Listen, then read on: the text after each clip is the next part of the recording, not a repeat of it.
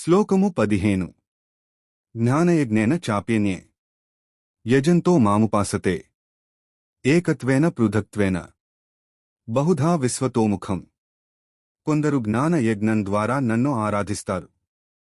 వారు నన్ను 3 విధాలుగా ఉపాసిస్తారు. అద్వైత భావం, ఏకత్వేన భగవంతుడు తాను వేరు కాదని సర్వమూ బ్రహ్మమయమని భావించి ఉపాసించడం. ద్వైత భావం, పృథక్త్వేన భగవంతుడు యజమాని అని, తాను సేవకుడినని. ఇలా భగవంతుడిని తనకంటే వేరుగా చూస్తూ ఆరాధించడం. విశ్వరూప ఉపాసన, బహుధా అనంతమైన రూపాలు కలిగిన ఈ విశ్వమంతా దైవస్వరూపమేనని, వివిధ దేవతా రూపాల్లో ఉన్నది ఆ పరమాత్మేనని నమ్మి కొలవడం. శ్రీకృష్ణుడు ఇక్కడ ఏం చెబుతున్నాడంటే, ఏ దారిలో వెళ్ళినా, ఏ భావంతో పూజించినా చివరికి చేరుకునేది సర్వవ్యాపి అయిన నన్నే అని స్పష్టం చేస్తున్నారు.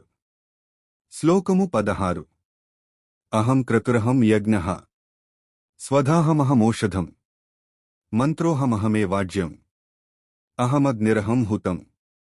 అర్జున, యజ్ఞం నేనే, ఆ యజ్ఞంలో చేసే క్రతువు నేనే.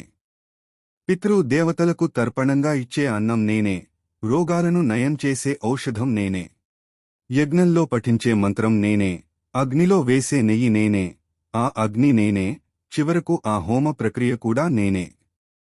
సారాంశం: మనం చేసే పూజలో పూజించేవాడు, పూజించబడే దైవం, పూజకు వాడే సామగ్రి అన్నీ ఆ పరమాత్మ స్వరూపమే అని ఈ శ్లోకం యొక్క అంతరార్థం. అంటే భగవంతుడు లేని వస్తువు కాని, చోటు కాని ఈ విశ్వంలో లేదని అర్థం.